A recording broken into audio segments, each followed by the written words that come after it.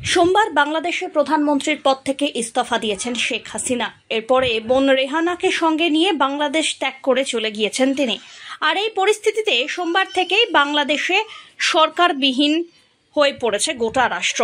হাসিনা পদত্যাগ করার পর বাংলাদেশের সেনা প্রধান ওয়াকার উজ্জামান জানিয়ে দিয়েছেন অন্তর্বর্তীকালীন সরকার গঠনের কথা। এদিকে অশান্ত পরিবেশে বাংলাদেশ থেকে দেশে ফিরে আসছেন প্রবাসী ভারতীয়রা। ধীরে ধীরে স্বাভাবিক পরিস্থিতিতে ফিরে আসার চেষ্টা করছে বাংলাদেশ, কিন্তু তাও সম্পূর্ণ শান্ত হয়নি সেখানকার পরিস্থিতি। উপরন্তু বিভিন্ন জায়গায় চলছে বিক্ষিপ্ত অশান্তি। এমন অবস্থায় সেই দেশ থেকে ফিরে কি বলছেন ভারতীয়রা?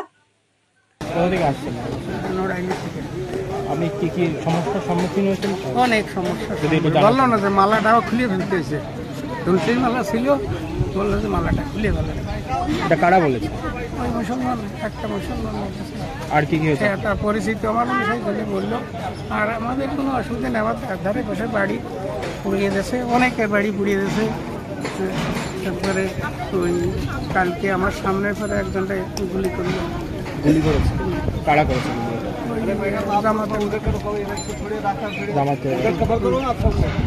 আমরা বললাম মালা ছিঁড়ে দিয়েছে, আপনি যদি মালাটা একটু দেখাতেন আমাকে।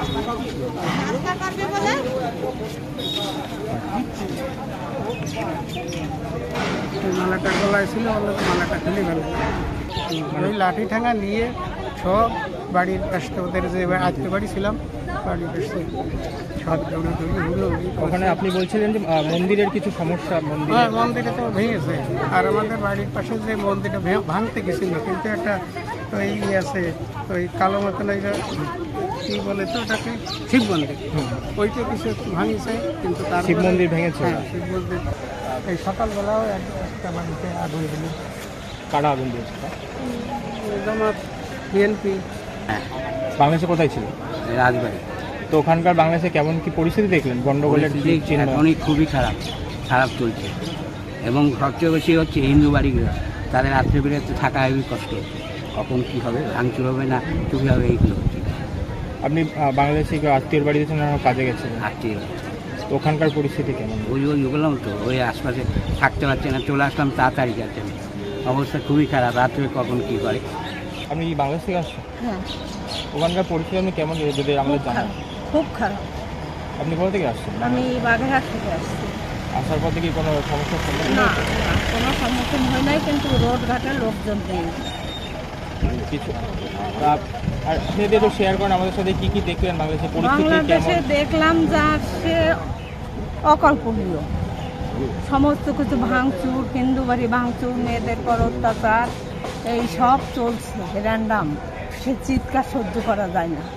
ওখানে মানে হিন্দুদের বেশি এখন বাঁচতে নামার কিছু আমলিগের নেতা করবে, তার সঙ্গে হিন্দু ঘর বাড়ি মন্দির করা। আপনি বাংলাদেশ থেকে আসছেন? হ্যাঁ। ওখানে পরিস্থিতি কেমন, কি দেখলেন? কি কি দেখলেন? আমরা তো দেখিনি, আমরা তো গ্রামের ভিতরে। আপনার কোথায় ছিলেন আপনি? আমি ছিলাম ওই রাজামাধবপুর, খুলনা জেলায়। আচ্ছা, ওখানে কোনো সমস্যা কি হয়েছে? কেমন কি গন্ডগোল দেখলেন ওখানে? ভালোই গন্ডগোল হচ্ছে এখানে। এখন তো সব কিছু ঠান্ডাই আছে, কেয়ারটেকার সরকার গঠন হবে, তারপর দেখা যাক কি হয়। বরিশালের আর কোনো বরিশাল আপনাদের এলাকায় কোনো এখন পর্যন্ত শুনিনি। আমি গতকালকে কথা বলা পর্যন্ত এখন পর্যন্ত কোনো অপ্রীতিকর ঘটনা আমি শুনিনি আমার এলাকায়। কোথায় বাড়ি আপনার বাংলাদেশে? বাংলাদেশে আমি বোনের বাড়ি গেছিলাম, বুড়াশি, গোপালগঞ্জ। আচ্ছা আচ্ছা। গোপালগঞ্জ এখন কোনো গন্ডগোল হয় নাই, শুনছি হবে। আচ্ছা, আপনি কি কি পরিস্থিতি দেখলেন যদি অভিজ্ঞতা আমাদের জানান? ধরুন টিভিতে যা দেখেছি বলছে, কিন্তু এমনি বাস্তবে কিছু দেখতে পাইনি।